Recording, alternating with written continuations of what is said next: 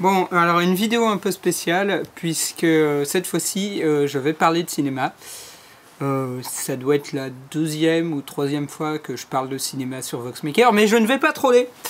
Car, vous le savez, il y a quelques temps, ça dépend, moi ça fait 2 jours, l'acteur Robin Williams est mort. Et je me suis dit, pourquoi ne pas faire une petite vidéo là-dessus ?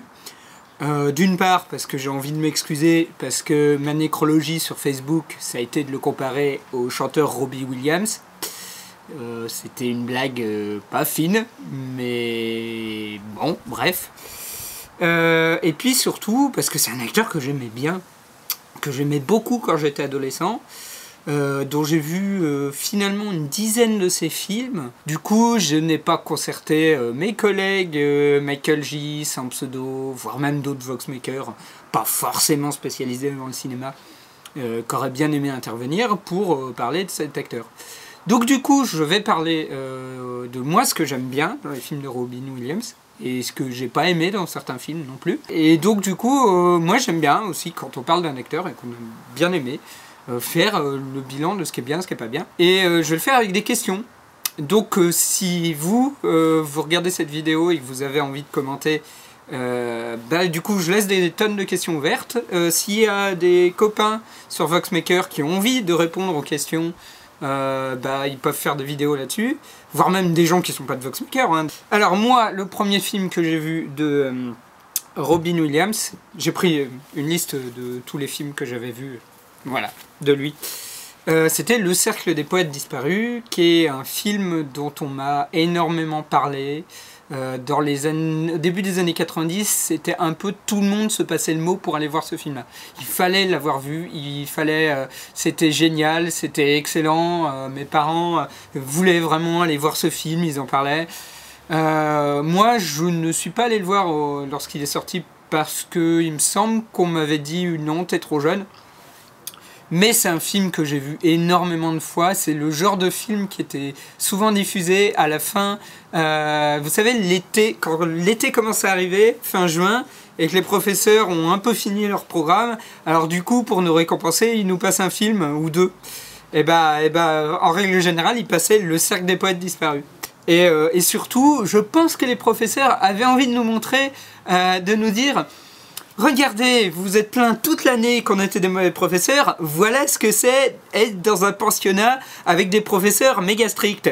Et donc la question que je me pose, Mr. Keating est-il un si bon professeur que ça, ou est-ce un gros fouteur de merde? Est-ce que ce serait pas un type qui en avait un peu marre du système et a décidé de se lâcher en roue libre, quitte à ne pas être un si bon professeur que ça? Bon, ok, il leur fait aimer la littérature, mais on voit pas tant de progrès que ça. Est-ce que c'était un type qui voulait vraiment, qui était vraiment passionné par la littérature, et des fois on le voit un peu passionné par ça, ou est-ce que c'est quelqu'un qui avait décidé que finalement il allait s'éclater à être professeur, et qu'en fait il y a quelques indices qui pourraient montrer que finalement ce n'est peut-être pas le professeur de rêve.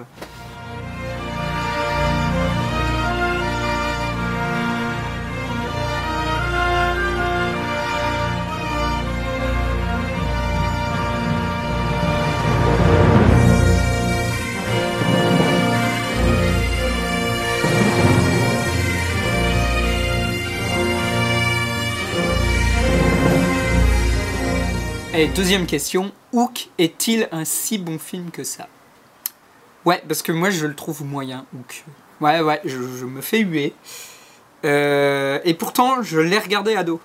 Je l'ai regardé et je l'attendais énormément. Parce qu'il y avait Robin Williams, que j'aimais bien dedans. Parce qu'il y a Steven Spielberg, que j'aime beaucoup. Et il y a Dustin Hoffman. Et il y a Julia Roberts. Et bref, je voyais l'affiche et je me dis, waouh, purée, mais ça va claquer ce film. Et je l'ai pas vu quand il est sorti au cinéma, mais je l'ai revu une fois qu'il est sorti en vidéo. Et c'est sympa.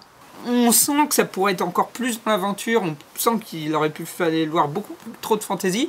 On aurait pu faire beaucoup plus de trucs avec avec les Indiens, avec tout l'univers de Peter Pan, et là on voit juste les enfants disparus, le capitaine Crochet, et c'est tout.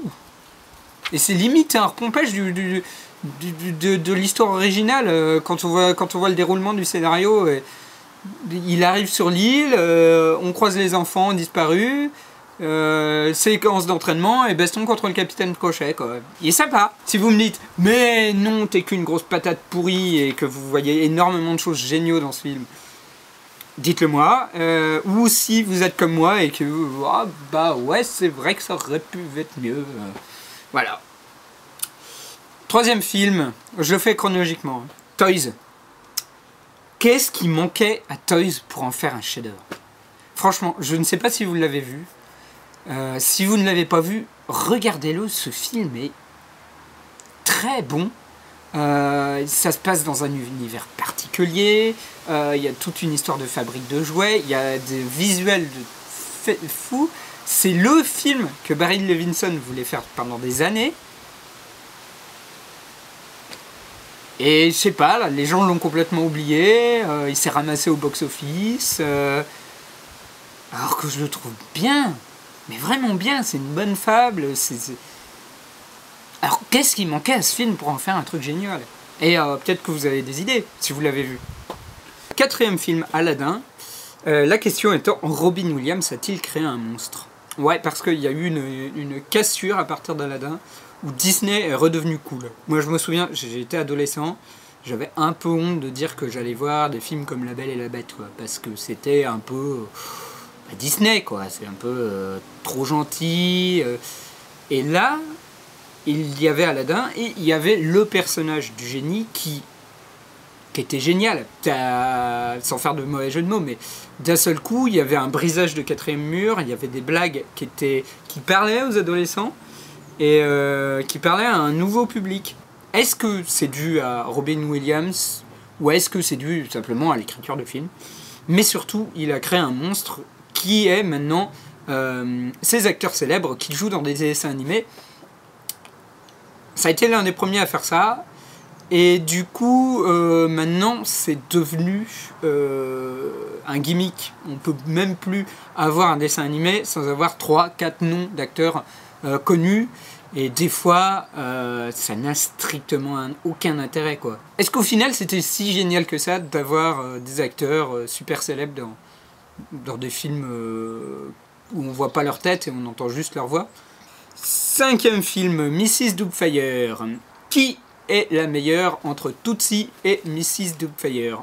Ouais, j'adore Dustin Hoffman, je l'ai dit, et à l'époque où Mrs. Doubtfire est sortie, Tootsie était plutôt rediffusé à la télévision, et c'est deux films que j'aime beaucoup, qui parlent de la même idée, c'est-à-dire un type qui se travestit pour une raison autre que d'être un travesti, quoi. Et c'est deux films que j'ai pas revus depuis bien 15 ans. J'ai vu que Bill Murray jouait dans ce film-là, j'avais complètement oublié le rôle de Bill Murray dans Tootsie. Et au final, est-ce que c'est pas la personne qui se rebelle un peu, tandis que Mrs. Doubtfire, c'est quasiment que des blagues à base de vieilles femmes moches, ou des blagues de mec qui est obligé de se transformer très très vite. Alors que Tootsie aborde un truc un peu plus fin, où il est obligé d'être... alors que le mec est un peu misogyne, il est obligé de devenir une figure de féminisme malgré lui, quoi. Et il faudrait que je les revoie. Et donnez-moi votre avis. Lequel vous préférez de ces deux films? Moi, je devrais les revoir pour me refaire un avis. Ensuite, on a Jumanji. J'ai pas vraiment de questions à me poser sur Jumanji. C'est un film que je trouve sympa, sans plus. Ouais, me jetez pas trop de tomates à la figure, mais ils font des trucs cool. C'est des enfants auxquels il arrive des trucs et c'est rigolo. 9 mois aussi. Immonde navet. Et d'ailleurs, je me pose une question, mais qui n'a plus rien à voir avec Robin Williams. Pourquoi y a-t-il eu autant de remakes de films français au milieu des années 90? À partir de True Lies, ils ont pris la première comédie française qui leur tombait sous la main pour l'adapter en film. Et déjà, des fois, c'était des comédies qui étaient pas terribles, qu'ils ont réadapté dans des films qui étaient encore pires. J'en veux que j'aime pas trop True Lies. Mais ça, c'est un autre argumentaire. Pour moi, c'est du Michael Bay. Moi, je vois pas trop l'intérêt de ce film-là et je trouve qu'il est plutôt mauvais en fait. Bref, pourquoi autant de remakes de films français dans les années 90 ? Est-ce que c'était une bonne idée ? Jack de Francis Ford Coppola. Bon, on commence à toucher le moment de la carrière de Robin Williams où ça commence à faire un peu mal, quoi. En même temps, Coppola, il est regardable. Hein. Et surtout, la fin de ce film n'est-elle pas atroce ? Bon, je veux pas vous spoiler la fin du film. Ça se veut comme une histoire de trucs géniaux, mais au final... Comment le dire sans vous spoiler ?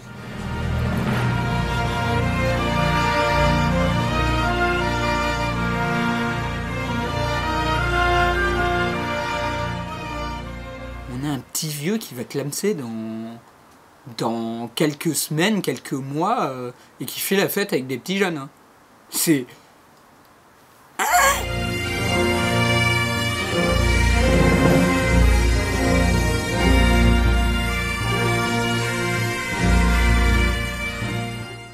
Will Hunting, j'ai pas vraiment de questions sur ce film.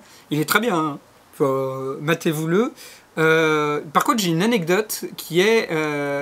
ce film a sorti un énorme cliché qui est l'homme de ménage qui résout l'équation à la place des mathématiciens qui l'ont laissé. Moi, ça me fait énormément marrer parce qu'à une époque, j'étais homme de ménage. J'ai fait du ménage et j'ai fait du ménage à l'INSA, qui est un institut de sciences appliquées.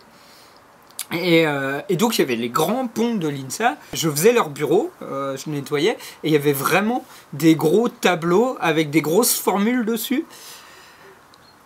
J'avais trop envie de marquer une grosse connerie de pourrir leur équation.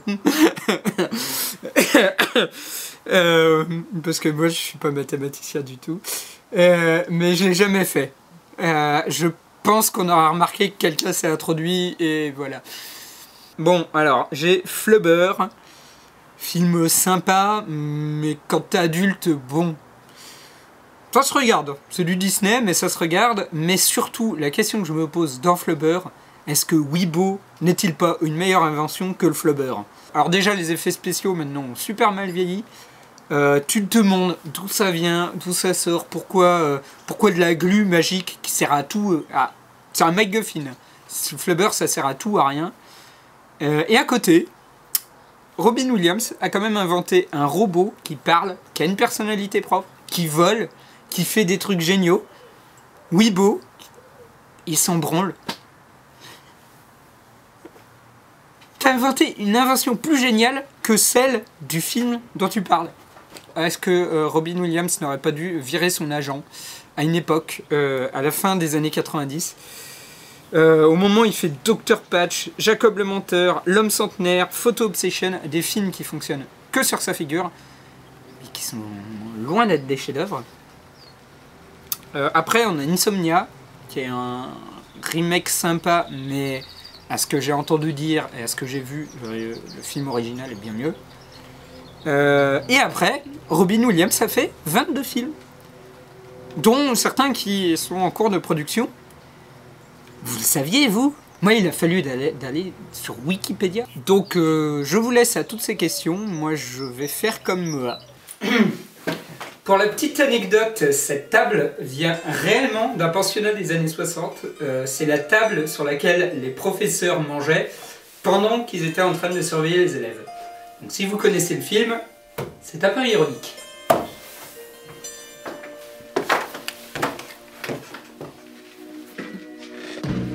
Captain, my captain. Sit down, Mr. Anderson. You hear me? Sit down. Thank you, boys. Thank you.